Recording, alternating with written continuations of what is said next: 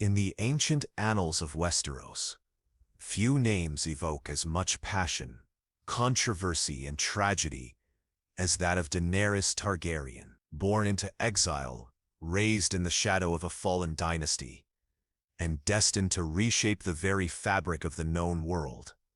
Her story is one of dragons and fire, of liberation and conquest, of love and madness. From the moment she drew her first breath on the storm-lashed island of Dragonstone, to her final devastating moments in the throne room of King's Landing, Daenerys Stormborn carved a path across two continents that would be remembered for generations to come. Picture, if you will, the final night of Robert's Rebellion. The year was 28 AC, and the Seven Kingdoms had been torn apart by civil war. King Aerys II, Targaryen, known to history as the Mad King, lay dead in his throne room, slain by Jaime Lannister of his own Kingsguard. Prince Rhaegar Targaryen, the heir to the Iron Throne, and perhaps the last hope of House Targaryen, had fallen beneath Robert Baratheon's warhammer at the Battle of the Trident. The ancient dynasty that had ruled Westeros for nearly 3 centuries was crumbling like autumn leaves in a winter gale. On Dragonstone,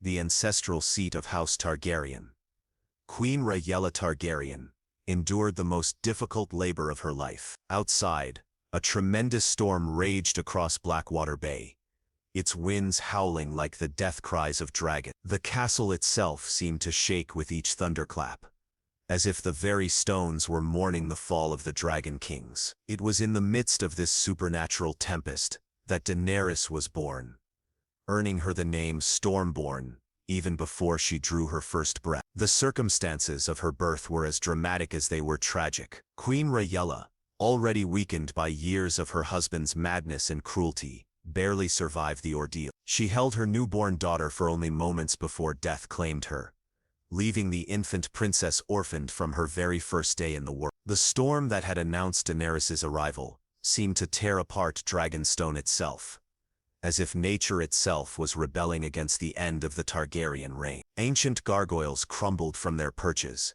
windows shattered under the force of the winds, and the very foundations of the castle groaned in protest. In those first desperate hours of her life, Daenerys might easily have perished alongside her mother.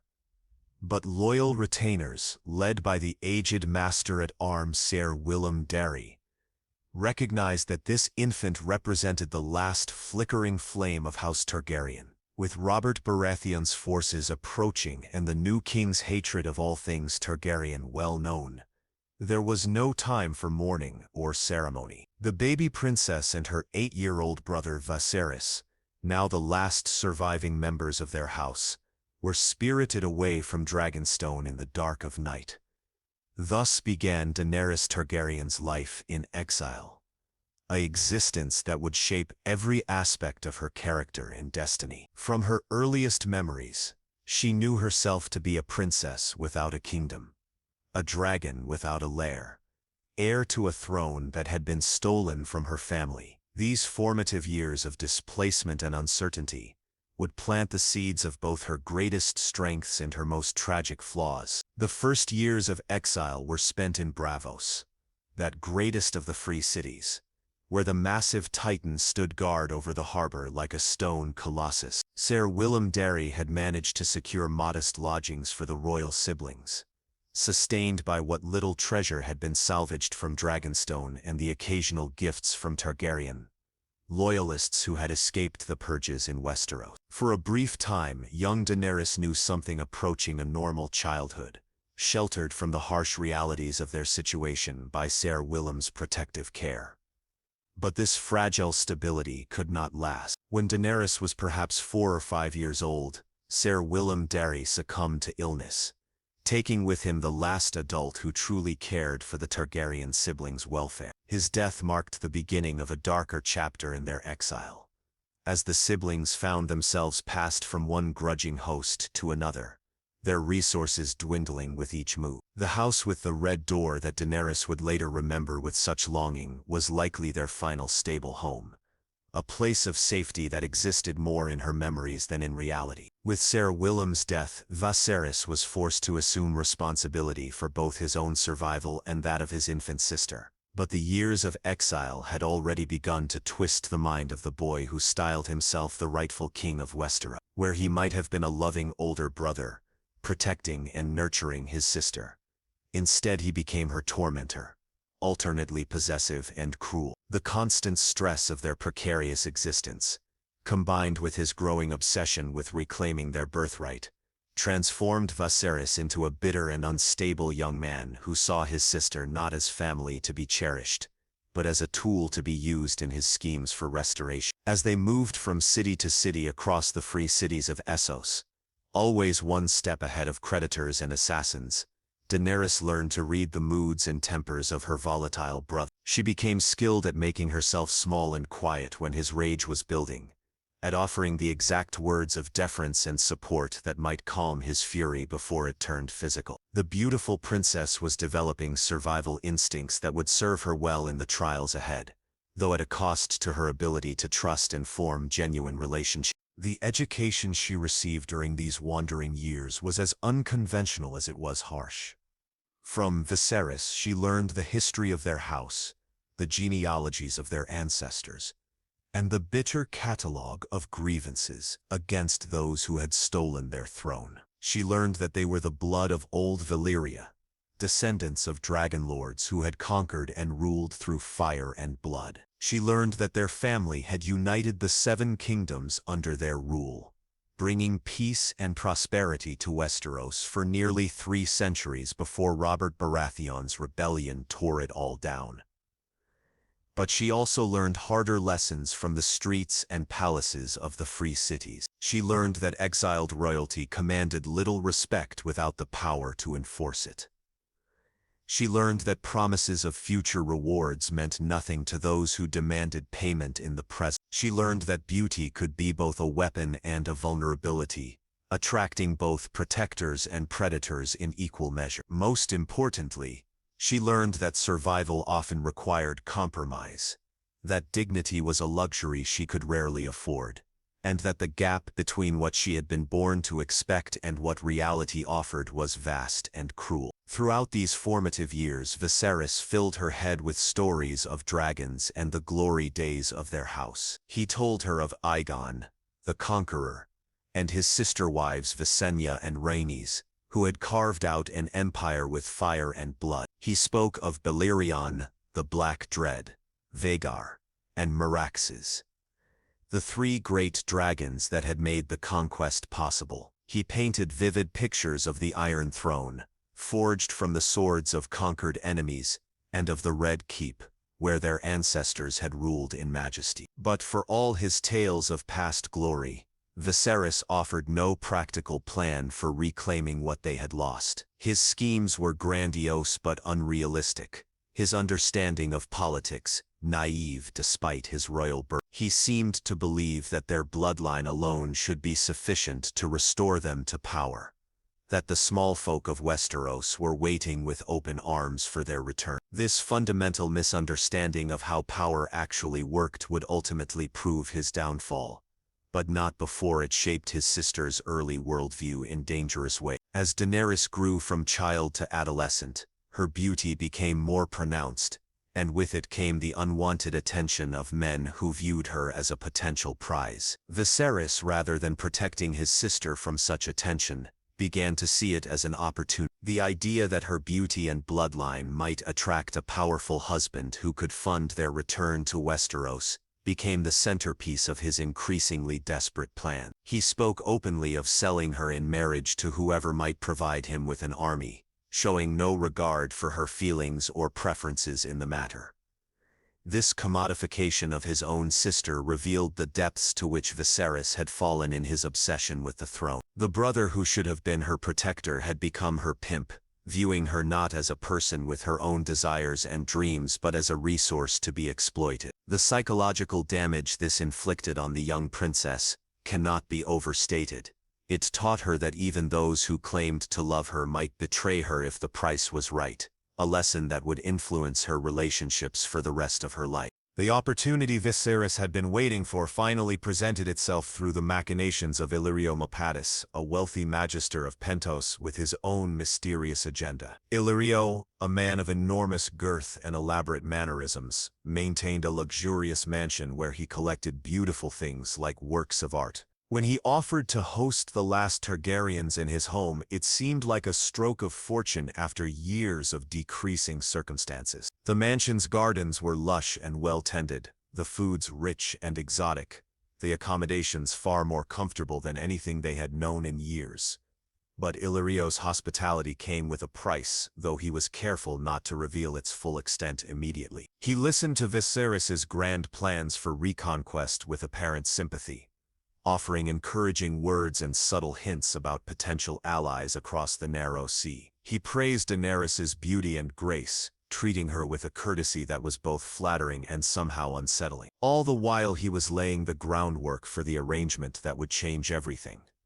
The plan, when it was finally revealed, was as bold as it was dangerous. Illyrio had arranged for Daenerys to marry Khal Drogo, one of the most powerful Dothraki warlords. The Dothraki were a nomadic people from the vast grasslands east of the Free Cities, renowned as the greatest horsemen and warriors in the known world. They had no interest in kingdoms or crowns, caring only for strength, horses, and the freedom of the open sky. But they were also feared as raiders and conquerors, capable of fielding armies that could sweep across continents like wildfire. Khal Drogo commanded a khalasar of 40,000 warriors, a force larger than many kings could muster. In exchange for Daenerys's hand in marriage, Viserys would receive the promise of this army to support his claim to the Iron Throne. It seemed like the perfect solution to their problems, a marriage alliance that would provide the military strength necessary to reclaim their birthright. For Viserys, the arrangement represented vindication of his long-held belief that their bloodline would eventually attract the support they needed.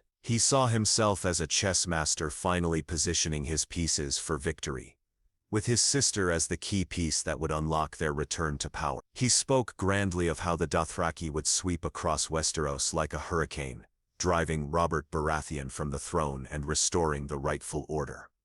But for Daenerys, the arrangement was terrifying. At barely 13 years old, she was being sold to a barbarian warlord she had never met, condemned to leave the only world she had ever known for the alien culture of the Dothraki. She had heard stories of how the Horse Lords treated their women, of the violence and brutality that characterized their society. The prospect of marriage to such a man, of becoming property in a culture that valued strength above all else, filled her with dread. Her fears were not unfounded.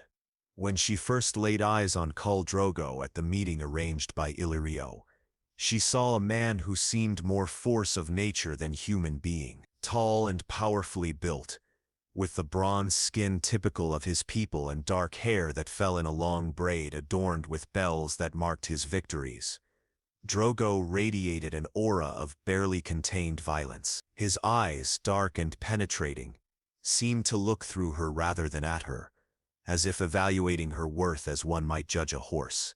The cultural divide between them was immediately apparent. Where Daenerys had been raised in the refinements of civilization, schooled in languages and courtesies, Drogo embodied the raw power of the grasslands. He spoke no language she understood, communicated primarily through grunts and gestures, and showed no interest in the social niceties that had governed her interactions with others. To him, she was simply another acquisition, a prize won through negotiation rather than conquest, but a prize nonetheless.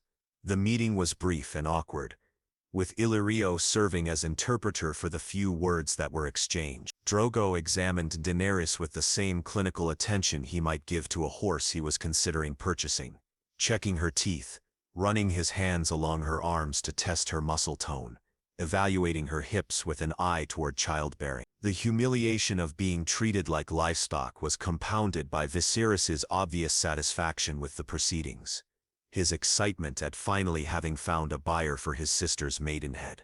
When the arrangements were finalized, Daenerys felt as though she had been sentenced to death. The wedding would take place within days, after which she would leave with Drogo for the Dothraki homelands, never to return to the world she knew. She spent her final nights in Illyrio's mansion in a state of numb despair, unable to eat or sleep, haunted by visions of what awaited her among the horse lords. It was during this dark period that she received an unexpected gift that would prove far more significant than anyone could have imagined. Among the wedding presents provided by Illyrio were 3 ancient dragon eggs, fossilized relics from the days when dragons had ruled the skies above Valyria. They were beautiful objects, each about the size of a child's head, with scales that seemed to shift color in the light. One was cream and gold, another green and bronze, and the third black and scarlet. The eggs were presented as curiosities, valuable for their rarity and beauty but essentially decorative objects. No dragon had been seen in the world for over a century,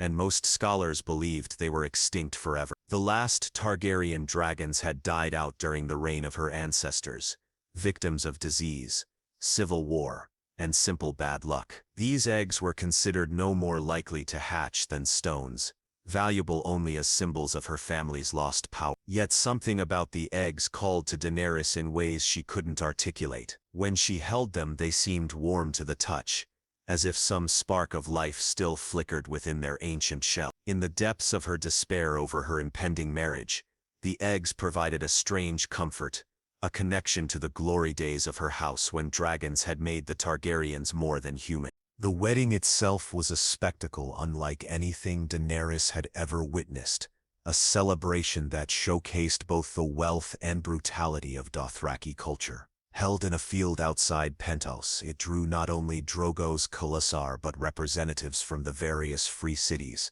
curious to witness the union between the last Targaryen princess and one of the most powerful Dothraki warlords. The feast was magnificent in its excess, with whole roasted horses served alongside delicacies from across Essos. Dothraki warriors competed in displays of skill and strength, racing their horses at breakneck speeds and engaging in wrestling matches that often turned deadly. The sound of their celebration could be heard for miles, a thunderous roar of voices raised in song and laughter, punctuated by the clash of weapons and the screaming of horses. For the Dothraki, wedding celebrations were expected to include violence and death.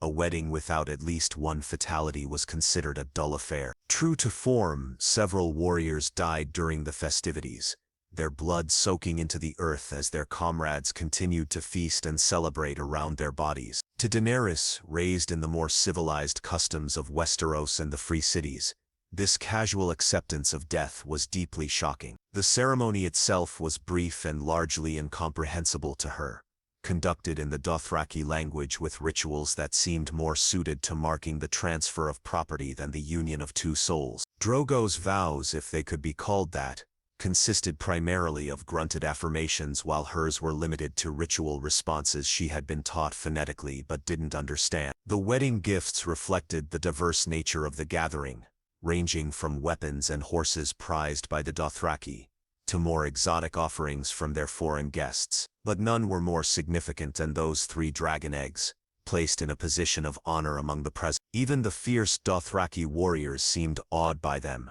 recognizing their connection to the legendary fire-breathing beasts that had once terrorized the world.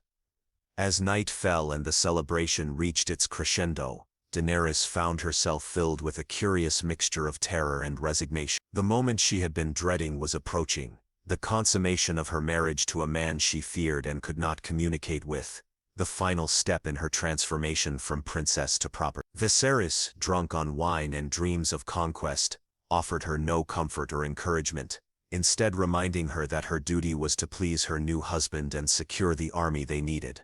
But when Drogo finally led her away from the celebration to their marriage tent, something unexpected happened. Rather than the brutal rape she had anticipated, the Khal showed her a gentleness that seemed completely at odds with his fearsome reputation. He approached her slowly, carefully, his massive hands surprisingly tender as he helped her out of her wedding dress. When she wept from fear and overwhelming emotion, he gently dried her tears with his fingers. Most surprising of all, when the moment came for their physical union, Drogo asked for her consent. In broken common tongue, the only word of her language he seemed to know, he asked simply, "No?" His voice was questioning, giving her the opportunity to refuse if she chose. When she finally whispered yes, it was the first choice she had been allowed to make in the entire arrangement, a small moment of agency in a situation where she had felt completely powerless. This unexpected gentleness on their wedding night established a different dynamic than Daenerys had expected in her marriage. While Drogo remained a figure of immense physical power and cultural authority,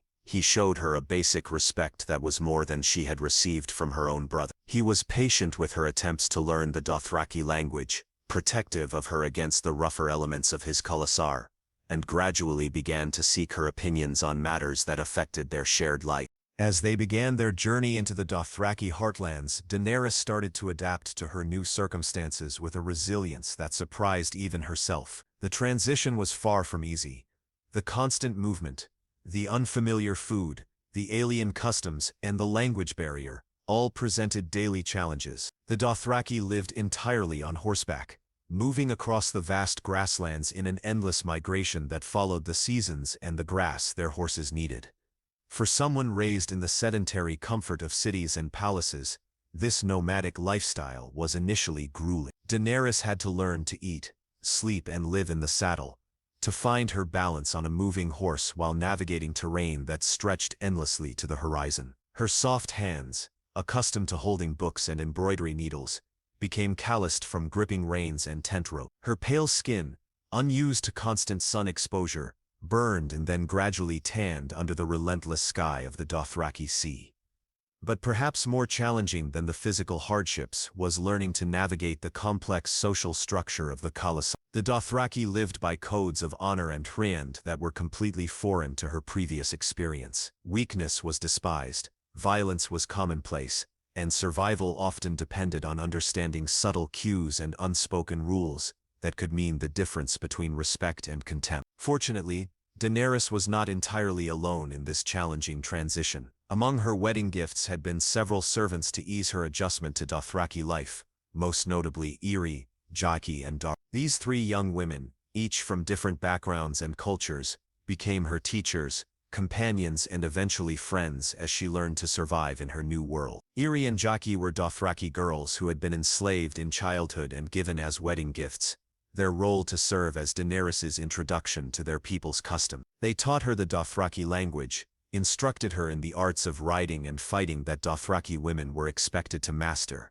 and helped her understand the complex hierarchies and relationships within the khalasar. Through them, she learned that Dothraki women, while subservient to men in many ways, held their own forms of power and influence that were invisible to outsiders. Daaria came from an entirely different background, a former pleasure slave from Lys, who had been trained in the arts of seduction and intimacy. Her role was to educate Daenerys in the physical aspects of marriage, teaching her how to please her husband and find pleasure for herself in their union. What might have been an embarrassing or degrading education instead became a source of empowerment, as Daaria helped Daenerys discover that sexuality could be a source of strength rather than merely submission. Under their combined tutelage, Daenerys began to transform from a frightened child bride into something approaching a Dothraki woman. She learned to braid her hair in the styles that indicated her status as a Khala's wife, to paint her eyes with kohl in patterns that proclaimed her identity, and to carry herself with the confidence that the Dothraki respect. Most importantly,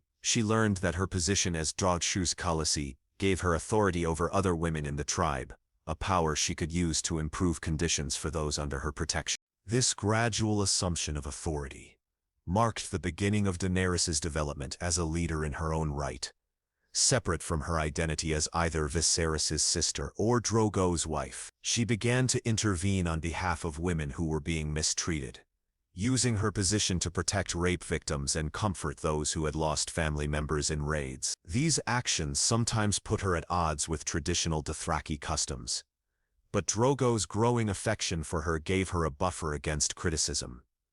The relationship between Daenerys and Drogo continued to evolve as they traveled deeper into the Dothraki heartland. What had begun as a political arrangement gradually developed into something approaching genuine affection. Drogo, who had initially seen her as merely another acquisition, began to appreciate her intelligence, her courage, and her growing skill at navigating Dothraki society. Daenerys, for her part, came to see past his fearsome exterior to the man beneath, still brutal by the standards of her upbringing, but honorable according to his own code and capable of surprising tenderness. Their growing intimacy was reflected in their physical relationship, which evolved from the careful gentleness of their wedding night into something more passionate and equal. Daenerys learned to match Drogo's strength with her own forms of power, using the techniques Doria had taught her to please him while also asserting her own desires and needs. This mutual satisfaction in their physical union paralleled their growing partnership in other areas of life. As months passed and Daenerys failed to become pregnant, some members of the Khalasar began to whisper that she might be barren, a curse that would make her worthless as a wife to their Khal. These whispers reached Viserys, who had been growing increasingly impatient with what he saw as the slow pace of his restoration. He had expected Drogo to immediately honor their bargain by providing him with an army to conquer Westeros, but the Khal showed no interest in crossing the narrow sea to fight in foreign wars.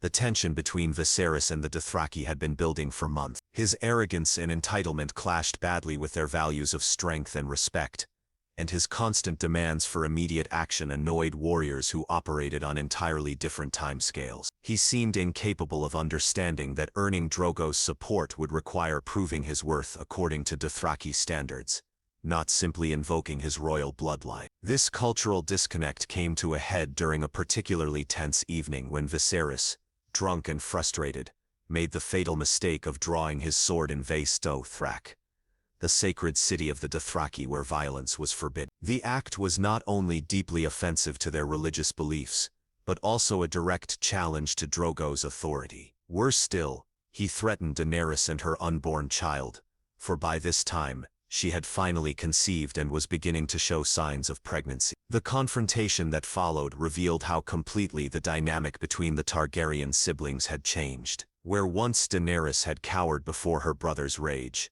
now she faced him with the confidence of a woman who had found her own power. She had grown stronger in both body and spirit during her time with the Dothraki, learning to command respect rather than merely hoping for protection. When Viserys demanded his crown, claiming it was owed to him as the price for his sister, Drogo agreed to give it to him, but not in the way he expected. The Khal ordered his men to melt down golden medallions in a cooking pot, creating molten gold that he then poured over Viserys's head. "Crown for king," he declared in broken common tongue, fulfilling the letter of his promise while delivering a death that was both horrible and symbolically appropriate.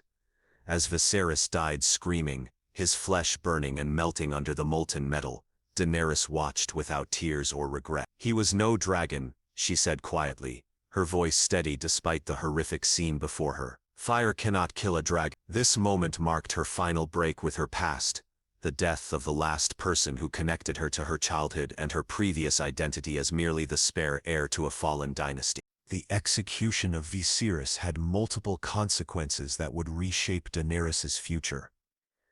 Most immediately, it demonstrated to the Dothraki that she was not merely a weak foreign woman, but someone capable of watching her own brother die for threatening her and her child. This display of hardness earned her a new level of respect among warriors who valued strength above all other virtues. More importantly, it freed her from the psychological chains that had bound her since childhood. No longer was she the frightened girl who lived in fear of her brother's anger, who accepted abuse as the price of survival. She was Daenerys Stormborn, Khaleesi of the Dothraki, carrying the heir to Khal Drogo in her womb, and she would not be threatened or controlled by anyone. The pregnancy itself became a source of great joy and anticipation for both Daenerys and Drogo. The Dothraki, who valued children as the future of their people, celebrated the news with great enthusiasm. A male heir would strengthen Drogo's position and potentially unite multiple Khalasars under his leadership, while even a daughter would be welcomed as proof of the union's success. For Daenerys, the pregnancy represented something even more profound, the creation of new life that was entirely her own, not something imposed upon her by others' schemes and ambition. She spoke to her unborn child constantly, telling stories of dragons and the glory days of House Targaryen, dreaming of the future they would build together. In her mind, this child would bridge the gap between her Targaryen heritage and her Dothraki present, combining the best qualities of both bloodlines. The Dothraki wise women, the Dosh Khaleen, performed rituals and made prophecies about the unborn child that fed into Daenerys's growing sense of destiny. They spoke of a stallion who would mount the world, a conqueror who would unite all peoples under his hood. Whether they truly believed these prophecies or were simply telling their Khaleesi what she wanted to hear, their words reinforced her belief that her child was destined for greatness. As her pregnancy progressed, Daenerys found herself changing in ways that went beyond the physical. The confident woman who had watched her brother die continued to evolve, developing a sense of her own power and authority that would have been impossible in her previous life. She began to see herself not just as Drogo's wife or Viserys' sister, but as a leader in her own right, someone capable of shaping events rather than merely reacting to them. This growing confidence expressed itself in various ways. She became more involved in the governance of the Khalasar, offering advice on matters of strategy and diplomacy that Drogo increasingly valued. She used her position to protect the weak and vulnerable, particularly the women and children who had been taken in raids, earning a reputation for mercy that balanced her husband's reputation for strength. But perhaps most significantly, she began to dream of possibilities beyond the traditional scope of Dothraki ambitions. Where Drogo and his warriors thought primarily in terms of raids and conquests for their own sake, Daenerys began to envision larger purposes. She spoke of crossing the Narrow Sea not merely to pillage Westeros, but to reclaim her birthright and rule justly over the Seven Kingdoms. These dreams were encouraged by the stories told by traders and travelers they encountered during their journeys across the grassland. She heard tales of Robert Baratheon's failures as a king, of the corruption and incompetence that plagued his reign, of the suffering of common people under the rule of those who cared nothing for their welfare. These accounts reinforced her belief that Westeros needed her, that her return would bring justice and prosperity to those who had suffered under usurper kings. The dragon eggs, which had accompanied her throughout her journey, began to take on even greater significance during this period. She had taken to sleeping with them in her tent, finding their warmth comforting during the cold nights on the grasslands. Sometimes she thought she could hear sounds from within the shells, not quite heartbeats, but something that suggested life waiting to emerge. Her servants and the Dothraki warriors dismissed these claims as the fancies of pregnancy, the kind of strange ideas that women sometimes developed while carrying children. But Daenerys knew what she experienced was real, even if she couldn't explain it in terms others would understand. The connection she felt to the eggs was growing stronger, as if her own life force was somehow awakening whatever slumbered within their ancient shells. This period of growth and anticipation came to an abrupt and tragic end during what should have been a routine encounter with a Wysatterene village. The Dothraki, like all nomadic peoples, supplemented their herding lifestyle with regular raids on settled communities, taking what they needed and leaving the rest in ruins. These raids were considered a normal part of life, as natural as the changing seasons, and Daenerys had learned to accept them as an unavoidable aspect of her new existence. But this particular raid would prove different from all the others, setting in motion a chain of events that would transform her from a pregnant Khaleesi into something far more dangerous and powerful. Among the captives taken from the village was a woman named Mirri Maz Duur, a healer and wise woman who claimed to have been trained in the arts of medicine by masters from across the known world. Mirri was not like the other captives, where most accepted their fate with resignation or terror. She faced her captors with a dignity and intelligence that reminded Daenerys of her own transformation from victim to leader. When Dothraki warriors prepared to rape and abuse the healer as was their custom with attractive female captives, Daenerys intervened, using her authority as Khaleesi to place Mirri under her personal protection. This act of mercy was motivated by genuine compassion, but it also reflected Daenerys's growing confidence in her own moral authority. She had begun to see herself not just as a Dothraki wife but as a queen in her own right, someone with the power and responsibility to protect the innocent. Her intervention on Mirri's behalf was one of the first times she had actively challenged Dothraki customs for purely ethical reasons. The confrontation that resulted from her intervention revealed the limits of her authority within the Khaleesi. While Drogo supported her right to claim particular captives for her own use, Some of his warriors were angered by what they saw as interference with their traditional privileges. The tension came to a head when one of Drogo's blood riders, a warrior named Mago, directly challenged the Khalees' decision to honor his wife's wishes. The challenge couldn't be ignored without Drogo appearing weak, so he accepted Mago's demand for single combat. These duels were typically brief and decisive, with the superior warrior quickly overwhelming his opponent. But during this fight, Mago managed to wound Drogo with a blade across the chest. Not a serious injury by itself, but one that required proper treatment to prevent infection. It was at this point that Mirri Maz Duur offered her services as a healer, claiming she could treat the Khalees' wound with techniques learned from the masters of the Citadel in Old Town. Grateful for the woman's earlier help and trusting in her apparent expertise, Daenerys accepted the offer, not realizing that she was inviting her own destruction into their tent. Mirri's treatment of Drogo's wound seemed effective at first. She cleaned it properly, applied poultices made from healing herbs, and gave detailed instructions for its care. But as days passed, rather than healing, the wound began to fester and grow worse. Drogo developed a fever, became weak and disoriented, and eventually fell into a state that was neither sleep nor death but something in between.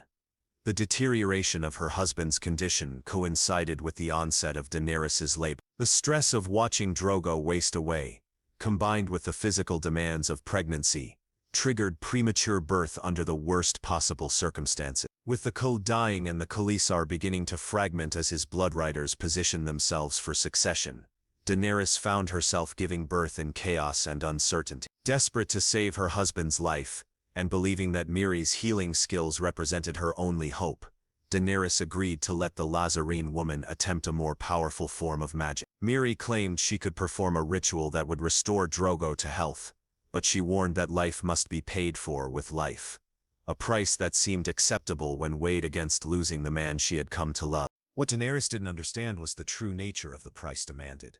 She thought the sacrifice would be Drogo's horse, a valuable but ultimately replaceable animal. She didn't realize that the magic Mirri Maz Duur intended to work required a far more precious offering, the life growing within her own womb. The ritual that followed was unlike anything witnessed before in the Dothraki camps. As Mirri chanted in languages older than memory, the very air seemed to thicken with power and malice.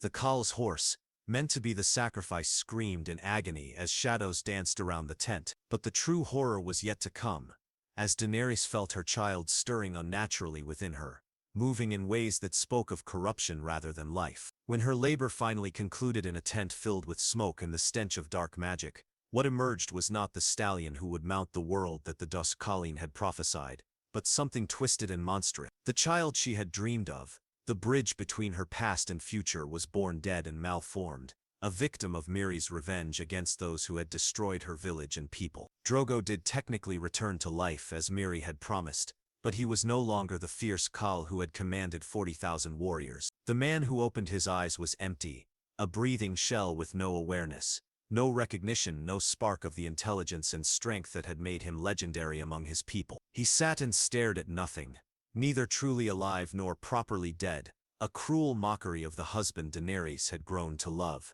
The revelation of what had truly transpired filled Daenerys with a rage that burned hotter than dragonfire. Mirri Maz Duur had taken everything from her, her husband, her child, her future, all in the name of justice for wrongs committed by others. When confronted with her deception, the Lázarine woman showed no remorse, explaining coldly that this had been her intention from the beginning, her revenge against the horse lords who had destroyed her life.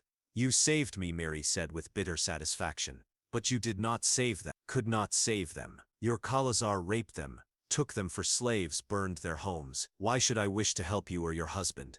The words cut deep because they carried a terrible truth. Daenerys had been so focused on her own moral awakening, her own growth from victim to protector, that she had failed to see the larger picture. Her intervention on Mirri's behalf had been too little, too late, a gesture of mercy that couldn't undo the systemic brutality of the culture she had adopted.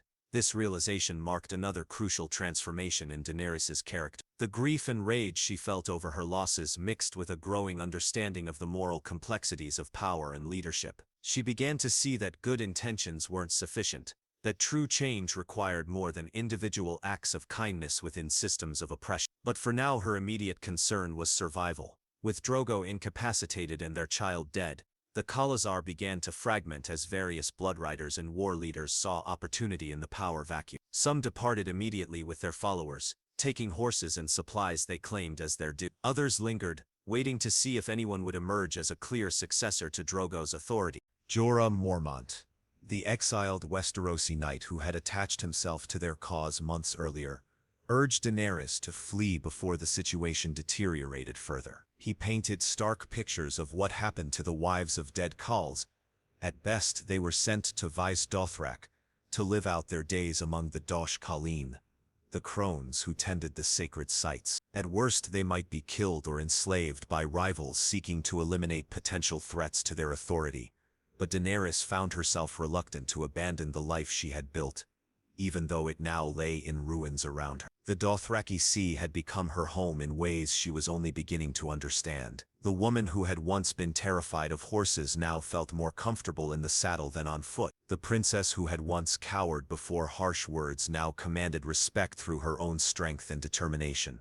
More importantly, she wasn't ready to abandon those who had remained loyal to her through the crisis. Her handmaids Irri, Jiki, and Doreah had refused opportunities to attach themselves to other leaders, choosing instead to stay with their Khaleesi, despite the uncertain future this choice implied. Several of the women she had protected during her time as Drogo's wife also remained, looking to her for guidance and protection. These loyalists represented something precious to Daenerys, people who followed her not because of her husband's power or her brother's schemes, but because of her own actions and character. For perhaps the first time in her life she had earned devotion through her own merit, rather than her bloodline or marriage. The responsibility of protecting these people gave her a sense of purpose even in the depths of her grief. As she wrestled with decisions about their future, Daenerys found herself drawn repeatedly to the dragon eggs that had accompanied her throughout her journey. The loss of her child had left a void in her heart that seemed to echo with possibilities she couldn't quite articulate. The eggs, which had always been warm to her touch,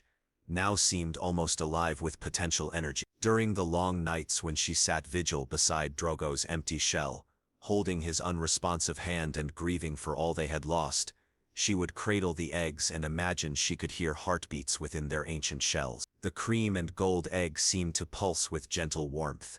The green and bronze one felt solid and protective, while the black and scarlet egg radiated an intensity that matched her own burning anger. It was during one of these midnight vigils that inspiration struck her with the force of revelation. She understood suddenly what needed to be done, not just for her own survival but for the salvation of everyone who had placed their trust in her. The solution was radical, dangerous, and completely unprecedented, but it felt as inevitable as sunrise. The next morning, she ordered her remaining followers to build a great pyre in the center of their camp. The construction took most of the day, with men and women working together to gather wood, cloth, oils, and anything else that would burn hot and long. Some questioned the purpose of such elaborate preparations, but Daenerys offered no explanations, only quiet assurances that all would be revealed. As the sun began to set, painting the grasslands in shades of gold and crimson that seemed prophetic, Daenerys made her preparations for what would either be her apotheosis or her death. She dressed carefully in her finest Dothraki clothing, braided her silver-gold hair in the style of a warrior, and painted her face with the symbols that marked her as Khaleesi. The pyre, when completed, stood nearly as tall as a man, constructed with the kind of careful attention to airflow and fuel distribution that would ensure the hottest possible fire. At its base, Daenerys placed objects that had meaning for her journey. Weapons that had belonged to Drogo, clothing that carried the scent of their happiness, books and trinkets from her life before the Dothraki. But the most significant additions to the pyre were living beings. Drogo himself, still breathing but no longer truly alive, was placed gently on the wooden platform. Despite everything that had happened, despite the emptiness behind his eyes, Daenerys still loved the man he had been. She would not leave him to waste away as a hollow mockery of his former strength. Beside Drogo, bound with chains but unrepentant to the end, was Mirri Maz Duur. The Lozarene woman faced her approaching death with the same dignity she had shown throughout her captivity, offering no pleas for mercy or expressions of regret. When Daenerys explained that she would burn for her crimes, Miri merely nodded as if she had expected nothing else. "You will not hear me scream," Miri declared with quiet pride. "I will go to my gods with my courage intact." "I don't want your screams," Daenerys replied softly. "I want my dragon." The statement confused most of those present, but as night fell and torches were lit around the pyre, Daenerys began to reveal her true intentions. From her personal belongings, she withdrew the 3 dragon eggs, their surfaces seeming to glow with inner fire in the flickering light. One by one she placed them carefully within the pyre, the cream and gold egg near Drogo's head, the green and bronze at his feet, and the black and scarlet cradled in his arms. The assembled crowd, what remained of the great Khalasar that had once followed Drogo across the world, watched in fascination and growing unease as their former Khaleesi made these strange preparations. Some whispered that grief had driven her mad, that the loss of husband and child had broken her mind as surely as it had broken her heart.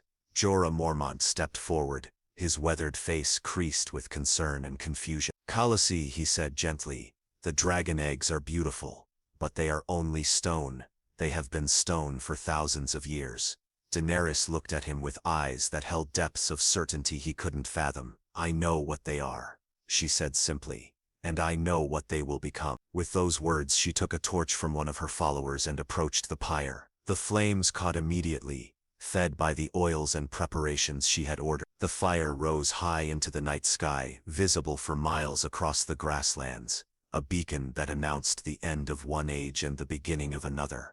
But Daenerys wasn't finished. As the flames grew higher and the heat became unbearable for those watching from a safe distance, she began to undress, removing her clothing piece by piece until she stood naked in the firelight. Her pale skin seemed to glow like marble in the dancing flames, her silver hair flowing like liquid moonlight. "Khaleesi, no!" Jorah cried out, realizing her intention. "The fire will kill you." Others among her followers echoed his protests, begging her to step back, to reconsider, to choose life over this act of apparent madness. But Daenerys heard them as if from a great distance, her attention focused entirely on the roaring flames and the eggs hidden within their heart. She could feel something awakening, not just in the eggs but in herself. The dragon blood that had flowed through generations of her ancestors was stirring, responding to forces that had lain dormant since the last dragons died. Every instinct told her that this was her moment of truth, the test that would determine whether she was truly Daenerys Stormborn, the unburnt mother of dragons, or simply another lost princess who would burn to ash and be forgotten. Without hesitation, she stepped into the flames. The fire that should have consumed her flesh and reduced her to charred bone instead embraced her like a lover's caress. She felt the heat, intense beyond description, but it brought no pain, only a sense of homecoming that filled her with indescribable joy. This was what she had been born for, what all the suffering and loss had been preparing her to become. Around her the pyre collapsed inward as the wooden structure burned away, but the flames themselves seemed to take on a life of their own, swirling around her in patterns that defied natural law. She could hear gasps and cries from her watchers, but their voices seemed to come from another world, irrelevant to the transformation taking place in the heart of the fire. The heat intensified beyond anything that should have been survivable. Yet still she felt no pain. Instead she felt layers of her old self burning away. The frightened child who had cowered before her brother's anger, the uncertain bride who had wept on her wedding night, the grieving mother who had lost everything to another's malice. All of these selves were consumed in the flames, leaving behind something purer and more powerful. Hours passed, or perhaps only minutes. Time had no meaning in the inferno that surrounded her. The watching crowd maintained their vigil, some praying to various gods, others simply standing in awed silence as they witnessed something that would be remembered in songs and stories for generations to come. As dawn approached and the fire began to die down, the watchers could see a figure still standing in the glowing embers. Daenerys remained upright, untouched by the flames that had consumed everything else in the pyre. Her hair had been burned away, leaving her bald as an egg, but her skin showed no signs of burning. No blisters or charring that should have marked her passage through the fire. But it wasn't her survival that caused the assembled crowd to fall to their knees in worship and wonder. Coiled around her body, their scales gleaming like jewels in the morning light, were 3 baby dragons. The cream and gold egg had hatched into a dragon with scales that shifted between ivory and bronze, its eyes bright with ancient intelligence. The green and bronze egg had produced a creature whose hide seemed to change color with its moods, sometimes forest green, sometimes deep bronze, sometimes a mixture that defied description. And the black and scarlet egg had given birth to the largest of the 3, a dragon whose midnight scales were shot through with veins of deep red, like glowing coals. Each dragon was no larger than a cat, their wings delicate as silk, their necks graceful and serpentine. But there was no mistaking what they were: the first dragons to draw breath in over a century, living symbols of House Targaryen's return to power. Their eyes held intelligence that was both alien and familiar, as if they recognized the woman who had given them life through fire and sacrifice. As Daenerys emerged from the cooling ashes, the dragons draped around her shoulders and arms like living jewelry. She faced her followers with the confidence of someone who had been tested by the ultimate trial and emerged victorious.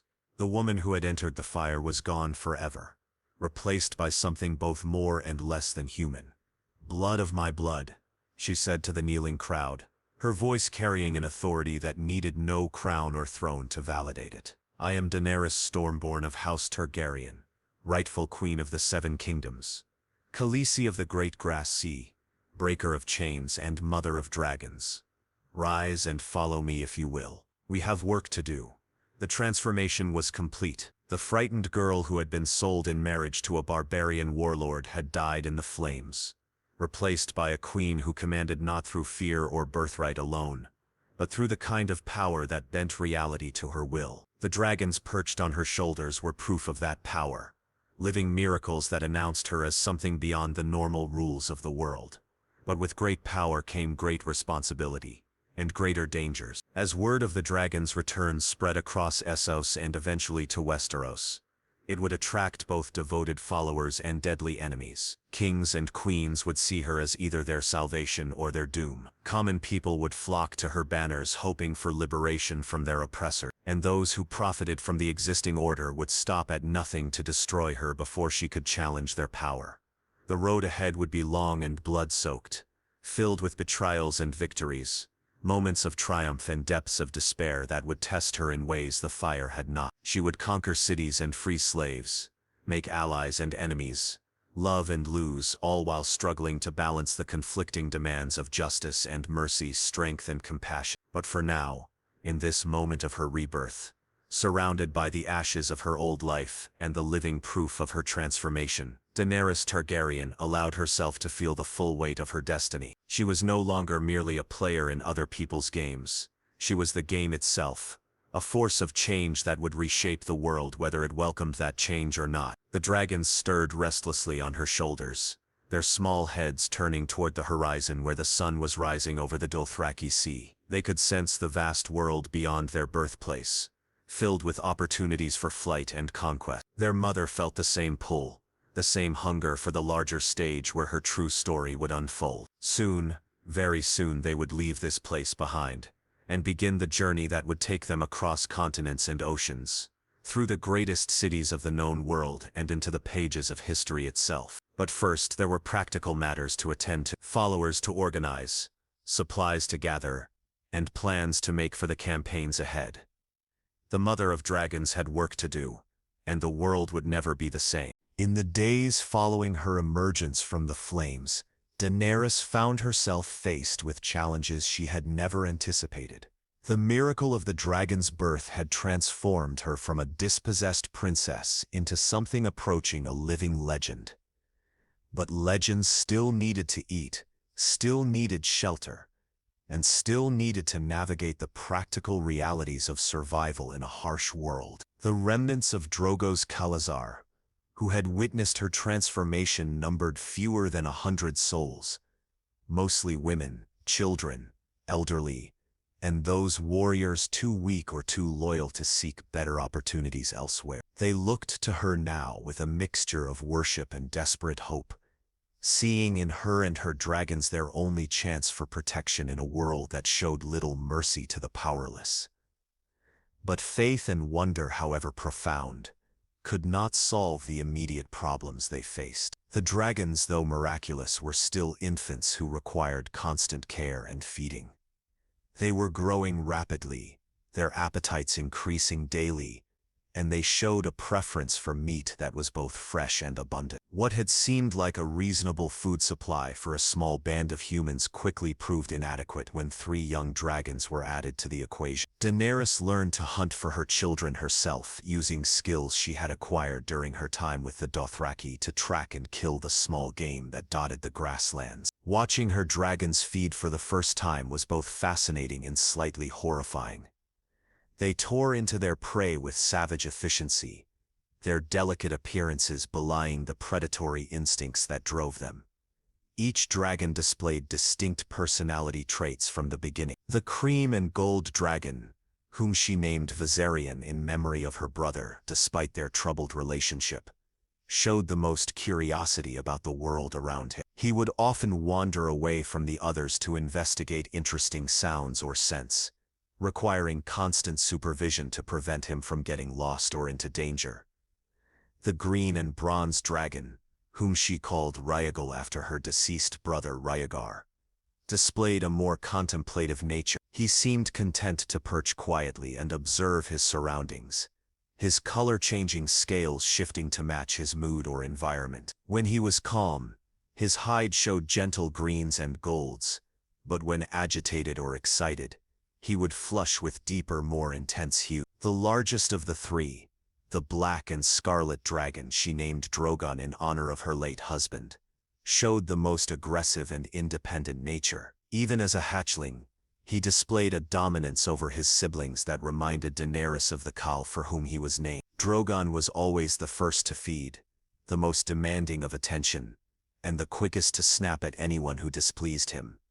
Caring for the dragons while simultaneously leading her small band of followers required Daenerys to develop organizational skills she had never needed before. She learned to delegate responsibilities, assigning different people to handle cooking, scouting, caring for the horses, and maintaining their equipment. The experience was teaching her valuable lessons about leadership that would serve her well in the greater challenges ahead. But perhaps more importantly, she was learning about the weight of responsibility that came with power. Every decision she made affected not just her own fate, but the lives of everyone who followed her. When food was scarce, she had to decide who ate and who went hungry. When they encountered other travelers on the grasslands, she had to determine whether they represented opportunities for trade or threats to be avoided. These decisions were made more complex by the presence of the dragons, whose existence transformed every interaction from routine to potentially dangerous. Word of their birth was spreading across the Dothraki Sea and beyond,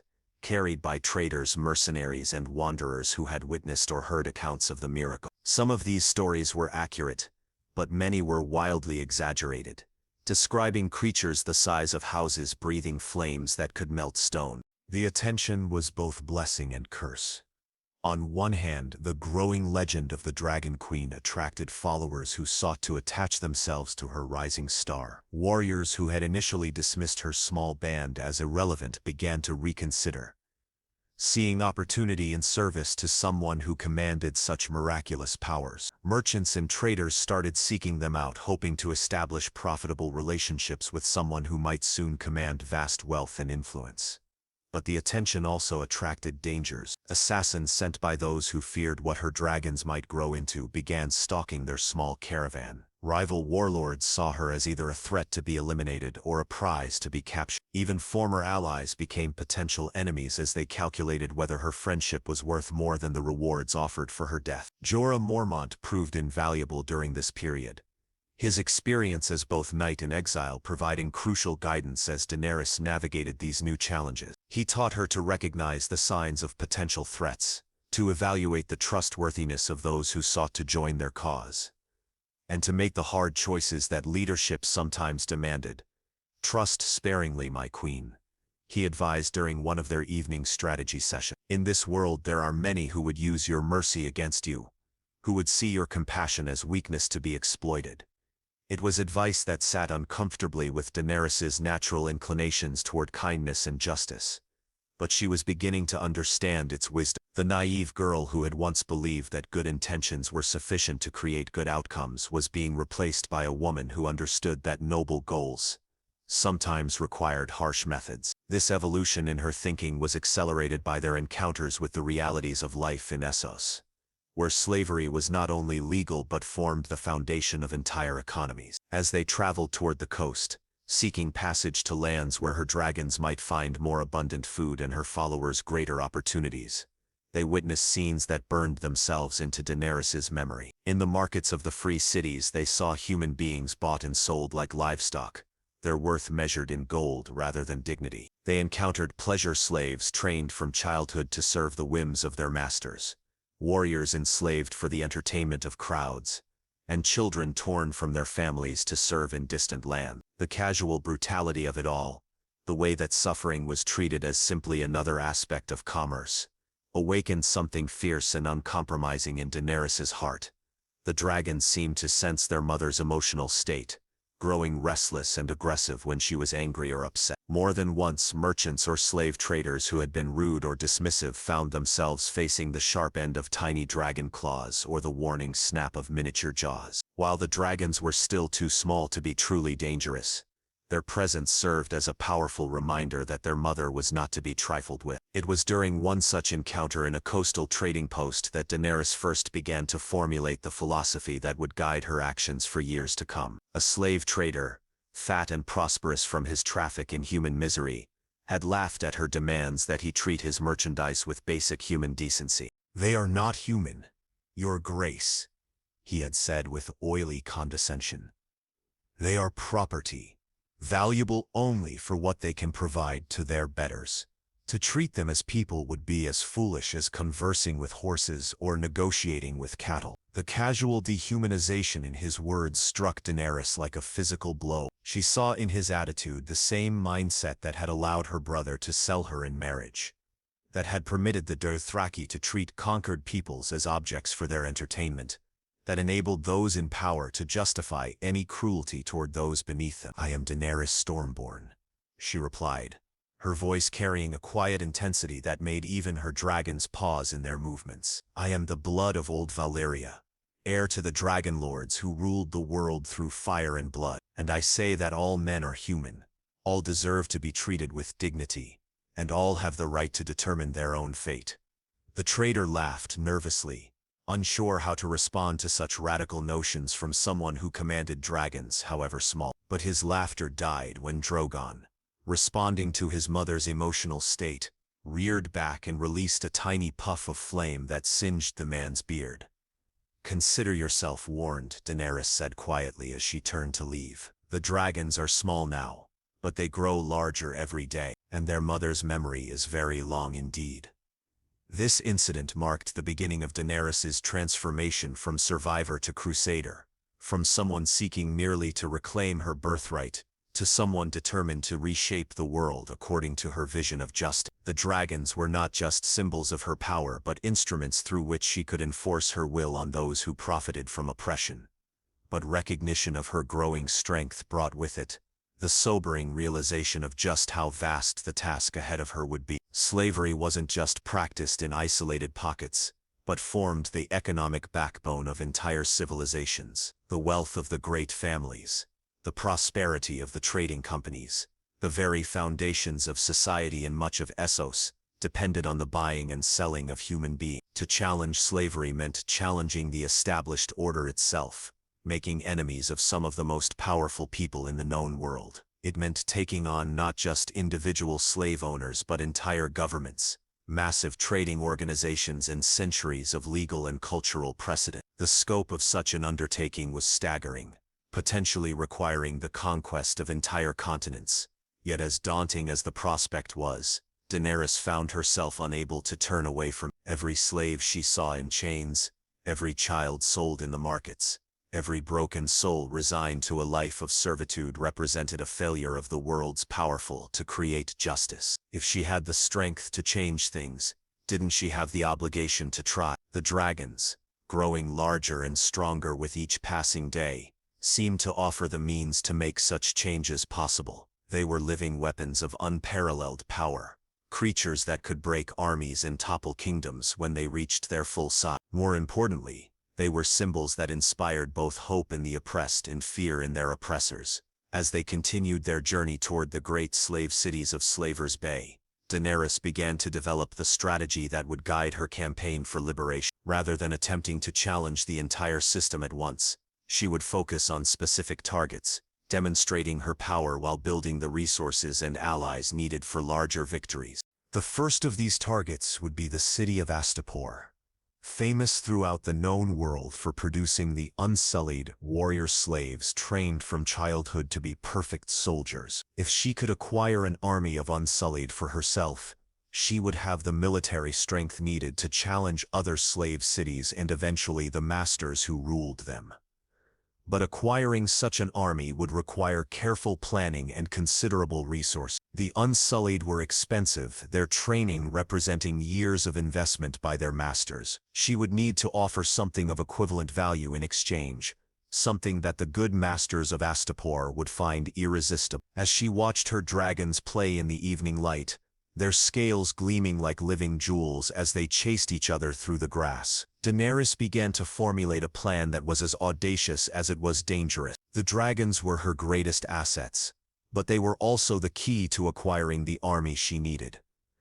The masters of Astapor prided themselves on owning things that no one else possessed.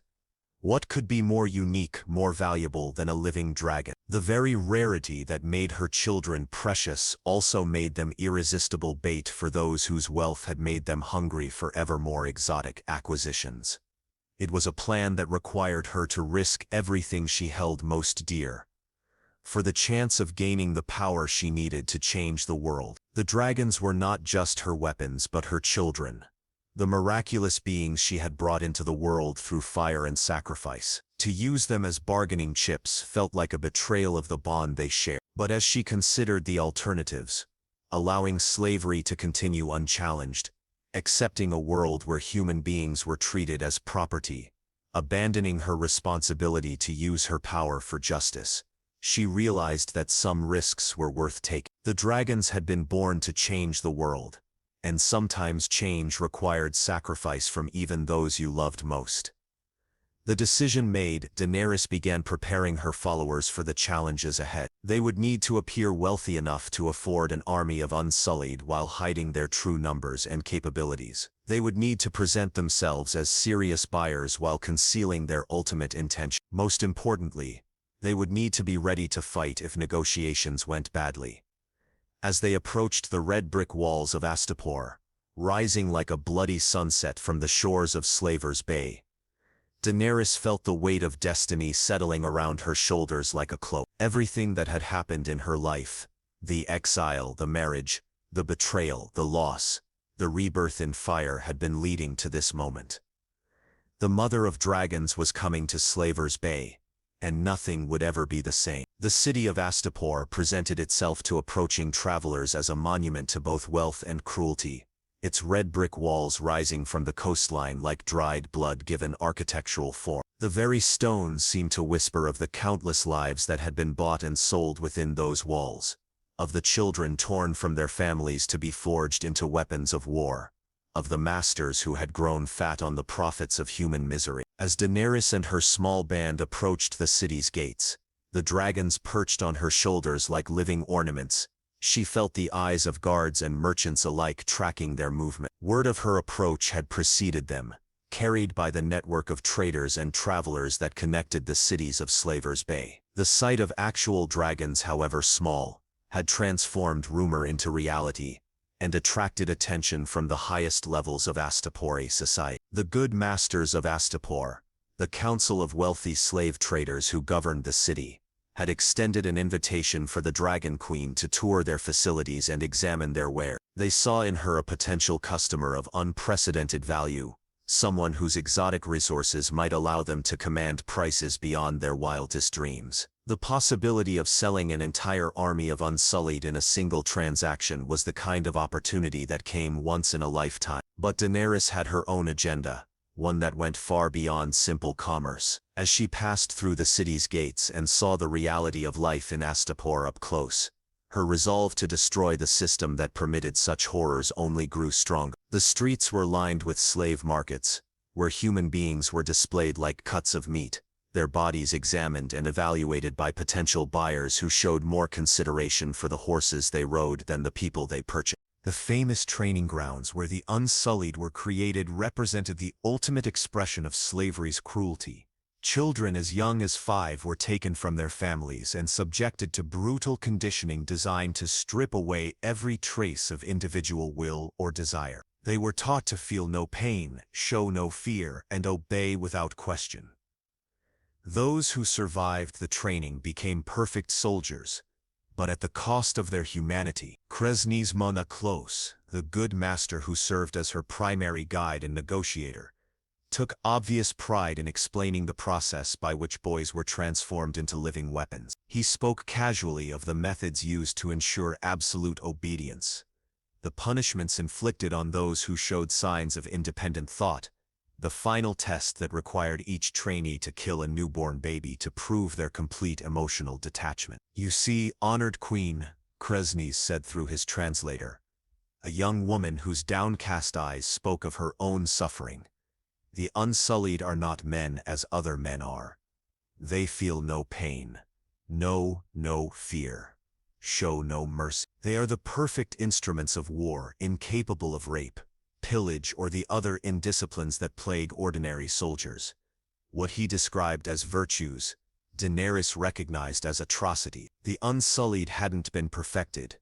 They had been broken, their spirits crushed so thoroughly that they could no longer be considered fully human. The system that created them was an abomination that turned children into monsters and called it military excellence. Yet she also recognized that these broken soldiers might be the key to breaking the system that had created them. The Unsullied were formidable fighters, disciplined and fearless in ways that ordinary armies could never match. An army of such warriors, commanded by someone who valued their humanity rather than their obedience, could achieve victories impossible for conventional forces. The negotiations that followed were a delicate dance of deception and misdirection. Kresnes and his fellow masters believed they were dealing with another wealthy eccentric seeking to acquire exotic military assets for her private war. They had no conception of her true intentions, no understanding that they were bargaining with someone who intended to use their own weapons against the system they represented. The price demanded for 8,000 Unsullied, along with the boys still in training, was staggering even by the standards of Slaver's Bay. Kresnes spoke casually of sums that could have purchased entire cities, of treasures that might bankrupt kingdoms. But his eyes kept returning to the dragons perched on Daenerys' shoulders, and she could see the hunger growing in his gaze. "Of course," he said with elaborate casualness, "for a customer of your obvious refinement and unique resources, we might consider alternative forms of payment. That dragon, for instance, such a creature has not been seen in the world for generations. Its value would be beyond calculation." This was the moment Daenerys had been preparing for, the point where her gamble would either succeed spectacularly or destroy everything she had worked to build. The dragons were more than weapons or bargaining chips. They were her children, born from her blood and fire, connected to her by bonds deeper than understanding. To trade one of them away felt like selling her own soul. But she also understood that sometimes the greatest love required the greatest sacrifice. If giving up one dragon could free thousands of slaves and provide her with the army needed to destroy slavery entirely, wasn't that a price worth paying? The calculations were cold and pragmatic, but the emotions behind them burned with the intensity of maternal love. "Drogon," she said quietly, reaching up to stroke the largest dragon's scales, "would you be willing to serve for a time, my son, to help your mother free those who cannot free themselves?" The dragon tilted his head, his red-gold eyes meeting hers with an intelligence that seemed to understand more than should have been possible. For a moment, she thought she saw agreement in that alien gaze, as if the dragon knew what was being asked of him and was willing to make the sacrifice for the greater good. Very well, Daenerys said, turning back to Kresnes with a composure that masked the turmoil in her heart. I will trade you 1 dragon for all the Unsullied you have. 8,000 fully trained, plus the boys still in training, plus the translator girl who has been so helpful. The good master's eyes widened with greed and disbelief. A living dragon for an army. It was the kind of trade that would make him the most envied man in Slaver's Bay. He agreed immediately, before she could change her mind, sealing a bargain that he believed would secure his fortune and legacy. The formal exchange took place the following morning in the Plaza of Pride, the great square at the heart of Astapor, where the most important slave auctions were conducted. 8,000 Unsullied stood in perfect formation, their faces hidden behind bronze masks, their spears and shields catching the morning sun. They were an awesome sight, representing decades of training and countless broken lives transformed into instruments of war. Kresnes stood beside Daenerys, barely able to contain his excitement as she prepared to hand over Drogon. The dragon seemed calm, almost serene, as if he too understood that this moment was crucial to their larger purpose. His siblings, Viserion and Rhaegal, perched on her shoulders, their smaller forms tense with apparent anxiety at being separated from their brother. The dragon is yours, Daenerys said formally, extending her arm so that Drogon could climb onto Kresnes' shoulder. And the Unsullied are mine. The Unsullied are yours, Kresnes confirmed, his voice trembling with anticipation. Command them, and they will obey. They know no master now but you. Daenerys stepped forward to address her new army, these thousands of warriors who had been trained to show no emotion, feel no pain, question no order. They stood in perfect silence, awaiting her first command with the same expressionless discipline they had shown their previous master. Unsullied, she called out, her voice carrying clearly across the plaza. You have been told that you are slaves, that you exist only to serve the will of others. But I tell you that you are men, free men, and I give you the choice to remain or go. A murmur of confusion rippled through the watching crowd. Masters and overseers exchanged worried glances, unsure what to make of this unprecedented declaration. Kresnes himself looked puzzled, clearly not understanding the words she spoke in the common tongue rather than High Valyrian. But Daenerys wasn't finished. Switching to Valyrian, the language of command that the Unsullied had been trained to obey without question, she gave her next order. Unsullied, kill all the masters, kill all the soldiers, kill every man who holds a whip, but harm no child, no woman, and no one who wears chains. The effect was instantaneous and devastating. 8,000 perfectly trained warriors turned as one upon their former masters, their spears and swords moving with mechanical precision to carry out their new queen's command. The plaza erupted into chaos as the ruling class of Astapor found themselves facing the very weapons they had forged to maintain their power. Kresnes himself died quickly, cut down by the Unsullied before he could even process what was happening. His last expression was one of complete bewilderment, unable to understand how his perfect transaction had transformed into perfect catastrophe. The dragon he had coveted so desperately was already returning to Daenerys' shoulder, having played his part in the deception flawlessly. The battle, if it could be called that, was over within minutes. The masters had no real military force beyond the Unsullied themselves, relying on their economic power and political connections rather than strength of arms. When their own slaves turned against them, they had no defense, no recourse, no escape from the justice they had so long denied others. As the last of the masters fell and the sounds of combat faded, Daenerys stood in the center of the plaza, surrounded by 8,000 warriors who awaited her next command. But instead of giving orders, she made a declaration that would echo throughout the slave cities of Essos. You are free, she told the Unsullied in Valyrian, her voice carrying to every corner of the square. You owe me nothing. Choose your own names, make your own choices, live your own lives. But if you choose to follow me, I will value your service and treat you as the men you are, not the weapons you were trained to be. The silence that followed was profound. 8,000 minds processing concepts they had been trained never to consider. Freedom, choice, individual identity. These were foreign concepts to warriors who had known only obedience and duty. Yet something stirred in their ranks, a recognition of possibilities they had never been allowed to contemplate. One by one, they began to remove their bronze masks, revealing faces that showed the first stirrings of individual expression in years. Some looked confused, others afraid, but many showed something that might have been hope. When their chosen spokesman, a scarred veteran who took the name Grey Worm, knelt before her and pledged their continued service, it was not as slaves, but as free men making a free choice. The liberation of Astapor was just the beginning. With an army of elite warriors at her command, Daenerys turned her attention to the other great slave cities of Slaver's Bay. Yunkai fell next, its masters choosing to surrender rather than face the fate of their counterparts in Astapor. The city's slaves were freed, its fighting pits closed, its markets transformed from places of human trafficking to centers of legitimate trade. But it was the conquest of Meereen that truly established Daenerys as a force that could not be ignored. The greatest of the slave cities, built on pyramids of marble and gold, defended by formidable walls and professional armies, Meereen had stood unconquered for thousands of years. Its masters believed their wealth and power made them untouchable, that their ancient traditions granted them the right to rule over others. They were wrong.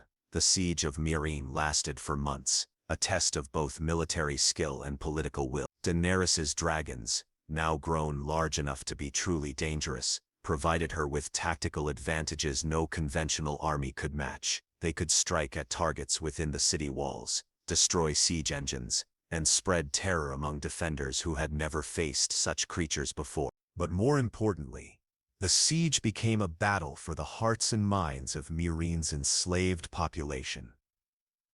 Word of the Dragon Queen's victories had spread throughout the city, inspiring hope among those who had never dared dream of freedom. Secret messages passed through slave quarters, plans were made, weapons were hidden.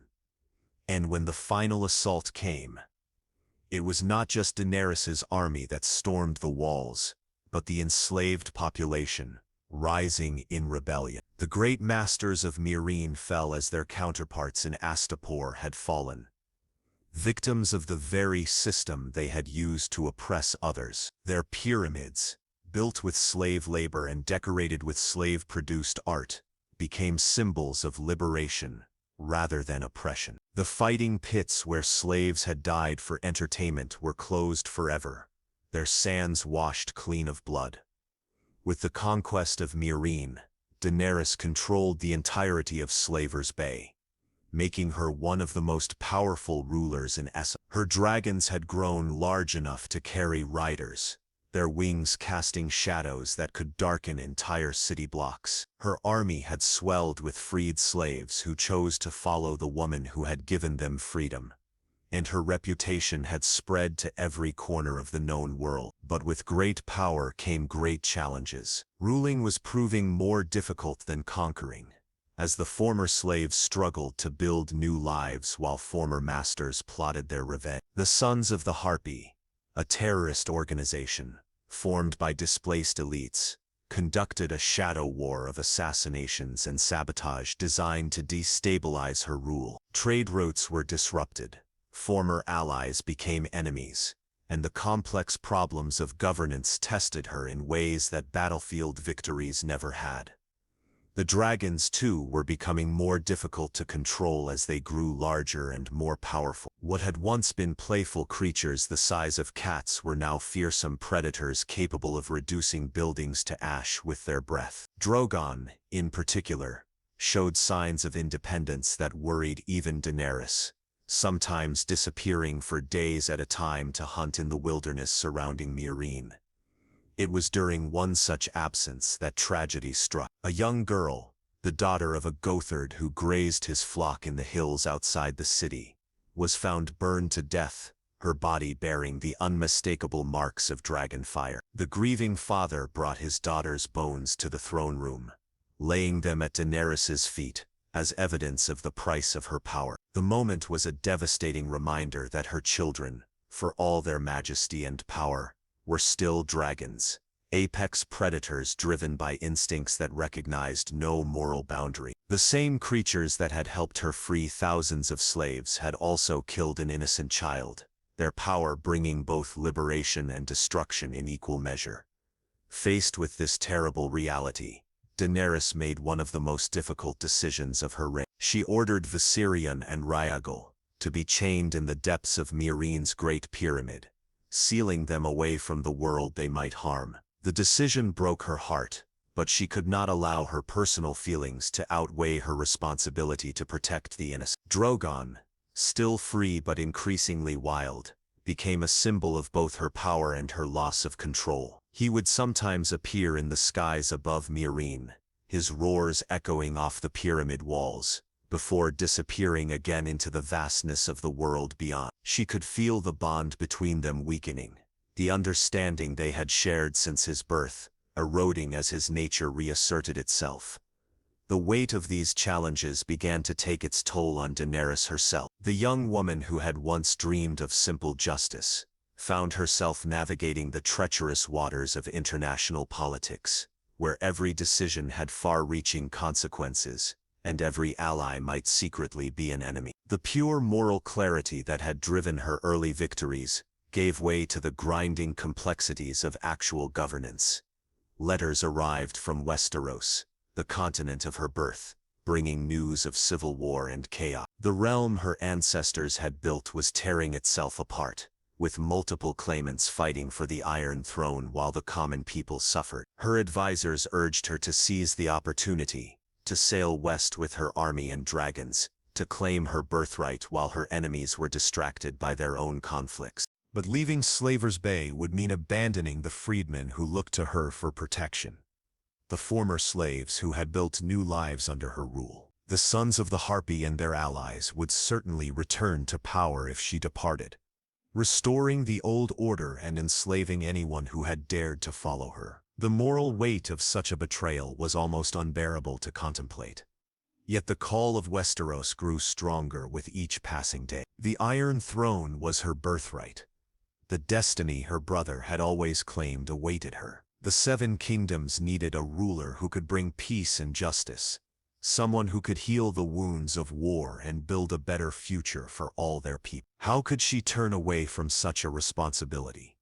The decision of whether to stay or go would ultimately define her legacy, determining whether she would be remembered as the liberator of Slaver's Bay or the conqueror of Westeros. Both paths offered the possibility of great good and great harm, success and failure, triumph and tragedy. As she stood on the balcony of the Great Pyramid, looking out over the city she had conquered and the bay that bore her fleet, Daenerys Targaryen felt the weight of destiny pressing upon her shoulders. The frightened girl who had been sold in marriage to a barbarian lord was gone forever, replaced by a woman whose choices would shape the fate of millions.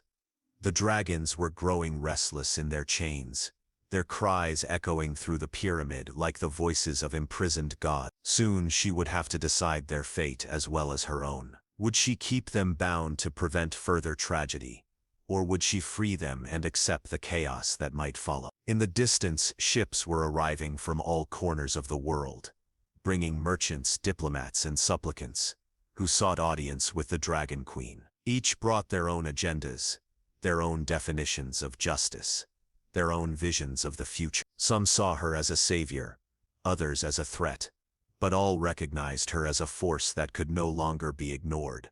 The Mother of Dragons had come far from the frightened girl who had emerged from the flames holding 3 tiny dragons. Now she commanded armies, ruled cities, and held the power to reshape the world according to her will. But with that power came responsibility, and with responsibility came the burden of choice. The next chapter of her story was about to begin, and the world would never be the same. The morning sun cast long shadows across the marble floors of Meereen's throne room as Daenerys held court, listening to the endless parade of petitioners, advisors, and diplomats who sought her attention. Each day brought new challenges, new crises that demanded her judgment, new reminders of the complex responsibilities that came with ruling rather than conquering.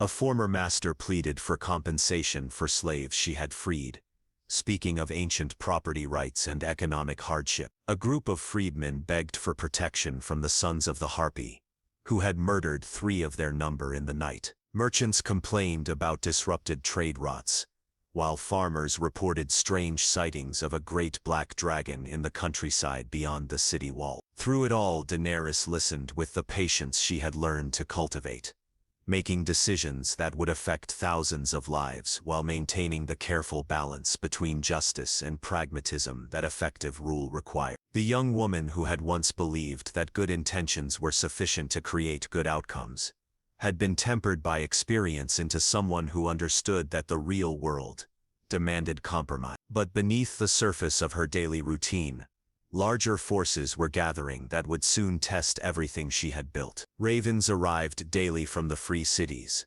bringing news of armies being assembled, alliances being forged, and treasuries being opened to fund a campaign against the Dragon Queen, who had upset the established order of Essos. The masters she had displaced had not accepted their defeat quietly. Those who had escaped the fall of their cities had fled to Volantis, the greatest of the free cities, where they found sympathy among the merchant princes who feared that Daenerys's revolution might spread to threaten their own power. Gold flowed freely to hire sellsword companies, to purchase ships and weapons, to build the coalition that would restore the old order to Slaver's Bay. At the same time, disturbing reports came from the far north of Essos, where an ancient enemy was stirring.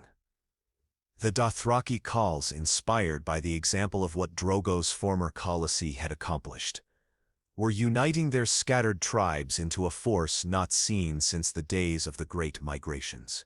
They spoke of reclaiming the Dragon Queen who had abandoned them, of taking back the dragons that rightfully belonged to the Dothraki people. But perhaps the most ominous news came from across the narrow sea, where her homeland of Westeros continued to tear itself apart in civil war. The letters that reached her spoke of a conflict grown so brutal and destructive that entire regions lay waste, their populations scattered or dead. The realm her ancestors had built was dying, and with each passing day the chances of anyone being able to restore it to greatness grew smaller. These external threats were matched by internal challenges that tested her rule every day. The former slaves she had liberated were struggling to build new lives, many lacking the skills or resources needed to survive as free people. Some even asked to be returned to slavery, claiming that the security of servitude was preferable to the uncertainty of freedom. Such requests broke her heart while forcing her to confront the complex realities of social transformation. The Unsullied, though still loyal, were showing signs of the strain that came from serving as both army and police force. They had been trained for war, not law enforcement, and the subtle skills required to maintain order in a diverse city sometimes eluded them. Incidents of excessive force, misunderstandings with civilians, and conflicts between former masters and former slaves required constant attention and careful handling.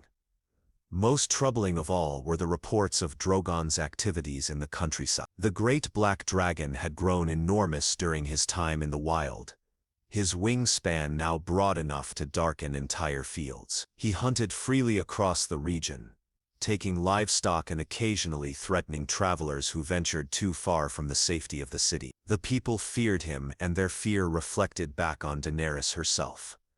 It was during one of these increasingly frequent crises, a delegation of farmers pleading for protection from dragon attacks, that Tyrion Lannister arrived in Meereen. The dwarf son of one of Westeros's greatest houses had made an improbable journey across 2 continents to reach her, driven by a combination of curiosity, ambition, and the kind of political instinct that recognized opportunity in chaos. His arrival was unexpected, his intentions unclear, but his reputation as one of the cleverest minds in the 7 kingdoms preceded him. "Your Grace," he said with a bow that managed to be both respectful and slightly mocking, "I come bearing gifts of counsel, wit, and intimate knowledge of the enemies you'll face when you finally sail for Westeros." Daenerys studied him carefully, this small man whose very presence represented both opportunity and danger. The Lannisters were her enemies, the family that had helped destroy her own and usurp the Iron Throne. Yet Tyrion himself was said to be different from his siblings. A man driven by intelligence rather than cruelty, by pragmatism rather than blind ambition. "And what would a Lannister want with the Dragon Queen?"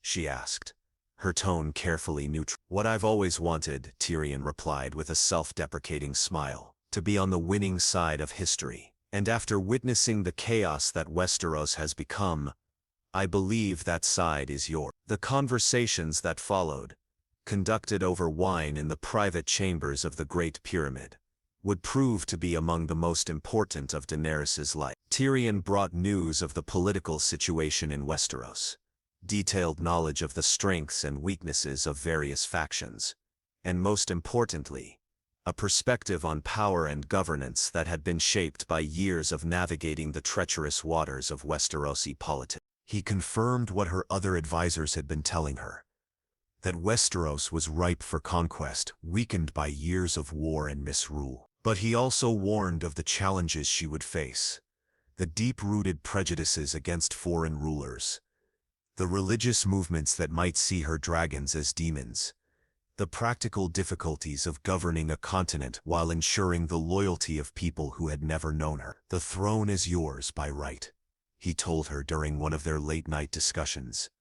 "But rights mean nothing without the power to enforce them, and power without wisdom leads to tyranny, which ultimately destroys itself." His counsel was both encouraging and sobering, offering a path to victory while highlighting the pitfalls that awaited the unwary. Most importantly, he helped her understand that conquering Westeros would be only the beginning of her challenges, not the end of them. But even as she planned for her eventual departure to Westeros, the immediate threats to her rule in Slaver's Bay were growing more urgent. The coalition of her enemies was taking shape, with ships and armies converging on Slaver's Bay from across Essos. The Sons of the Harpy were growing bolder, their attacks more frequent and devastating. And somewhere in the countryside, Drogon continued his wild existence, a powerful symbol of her strength that was increasingly beyond her control. The crisis came to a head during the reopening of Meereen's fighting pits, a compromise she had reluctantly agreed to in order to appease both former masters and fighting slaves who claimed the pits were their only path to glory and wealth. The event was meant to demonstrate her commitment to ruling for all her subjects, not just the former slaves who formed the core of her support. Instead, it became the scene of disaster. The Sons of the Harpy had infiltrated the crowd, their gold masks hidden beneath the faces of ordinary citizens. When the moment was right, they struck simultaneously throughout the arena, attacking guards, officials and spectators in a coordinated assault designed to eliminate Daenerys and her inner circle in a single blow. The fighting was brutal and chaotic, with loyal Unsullied and city guards battling masked assassins while tens of thousands of spectators fled in panic. Daenerys found herself trapped in the royal box, surrounded by enemies who had managed to get closer to her than anyone had ever thought possible. It was then, in her moment of greatest peril, that Drogon returned.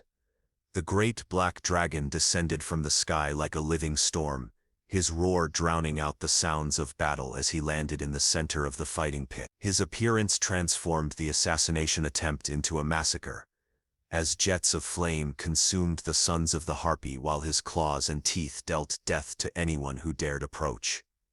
For the first time in months, Daenerys felt the full force of the bond she shared with her largest child. Without hesitation, she leaped from the royal box onto Drogon's back, feeling his massive muscles bunch beneath her as he prepared to take flight. The dragon's acceptance of her presence was immediate and complete, as if their separation had never happened. Together they rose into the sky above Meereen, leaving behind the chaos of the fighting pit and the immediate dangers of the assassination attempt. But they also left behind the city she had fought to build, the people she had sworn to protect, and the responsibilities that had defined her for years. As Meereen shrank below them, and the wind of their passage whipped through her hair, Daenerys felt a freedom she hadn't experienced since before she had learned the true cost of power. The dragon beneath her was wild and strong, connected to forces more ancient and primal than the political calculations that had consumed her days. For a moment she could imagine abandoning everything: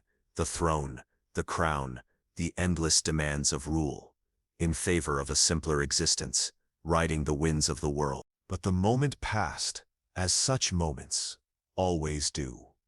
The reality of her situation reasserted itself as they flew over the countryside where the evidence of her dragon's hunting was visible in burned fields and scattered livestock. The people below looked up in fear and wonder, seeing in their passage both majesty and menace. She was the mother of dragons, the breaker of chains, the would-be queen of the seven kingdoms.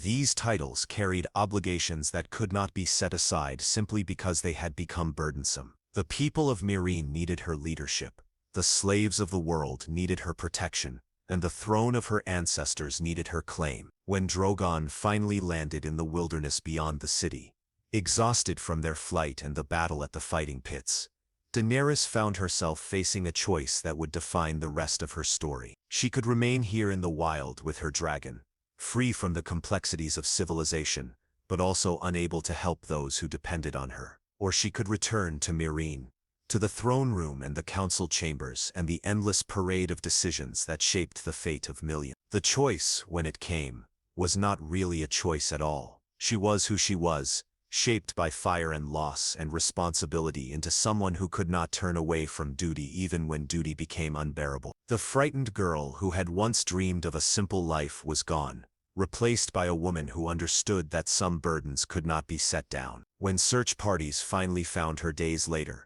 she was walking across the grasslands toward Meereen, her dragon nowhere to be seen but her resolve stronger than ever. The brief taste of freedom had reminded her of what she was fighting for, not just power or throne or revenge, but the possibility of a world where others might enjoy the choices that had been denied to her. The war that was coming would test everything she had learned, everything she had built, everything she believed about justice and power and the price of both. But she would face it as she had faced every challenge since emerging from the flames, with fire and blood, with dragons and determination, with the knowledge that sometimes the greatest love required the greatest sacrifice. The mother of dragons was returning to Meereen, and the world would feel the consequences of that choice for generations to come.